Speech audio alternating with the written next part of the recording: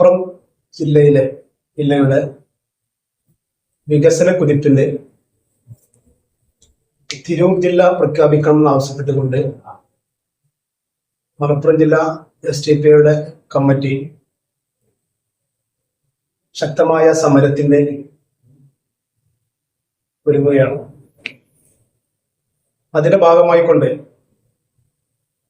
കോട്ടക്കൽ നിയോജകമണ്ഡലം കമ്മിറ്റി ഈ വരുന്ന ഫെബ്രുവരി 13-ാം തീയതി മണ്ഡലത്തിൽ ഡിമാൻഡ് മാർച്ച് ഞങ്ങൾ പ്രഖ്യാപിച്ചിരിക്കുകയാണ്. ആ ഡിമാൻഡ് മാർച്ചിന്റെ പ്രചാരണാർത്ഥം മണ്ഡലത്തിലെ 2 മുനിസിപ്പാലിറ്റികളിലും 5 പഞ്ചായത്തുകളിലുമായിക്കൊണ്ട് ആ ഡിമാൻഡ് മാർച്ചിന്റെ പ്രചാരണാർത്ഥം പഞ്ചായത്ത് തലങ്ങളിൽ വാഹന പ്രചാരണ ജാഥ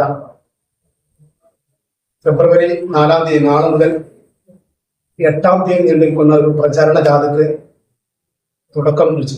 മലപ്പുറം ജില്ല വിഭജിച്ചുകൊണ്ട് തിരൂർ ആസ്ഥാനമായിക്കൊണ്ട് ഒരു പുതിയ ജില്ല പ്രഖ്യാപിക്കണമെന്ന് ആവശ്യപ്പെട്ടുകൊണ്ട് SDPI ഒരു ആദ്യ സമരമല്ല നടക്കാൻ പോകുന്നത്. 2010 തിരൂരിൽ വെച്ചുകൊണ്ട് ഞങ്ങൾ ആദ്യമായി ഒരു സെമിനാർ നടത്തി. പുതിയ ജില്ല പ്രഖ്യാപിക്കുന്നതുമായി ബന്ധപ്പെട്ടുകൊണ്ട് അതിന്റെ ഗുണഫലങ്ങളെ കുറിച്ച്, എന്തുകൊണ്ടാണ് മലപ്പുറം ജില്ല വിഭജിക്കേണ്ടതിനെ കുറിച്ചുള്ള കൃത്യമായ ഒരു സെമിനാർ 2010 സെമിനാർ തിരൂരിൽ വെച്ച് നടത്തുകയുണ്ടായി.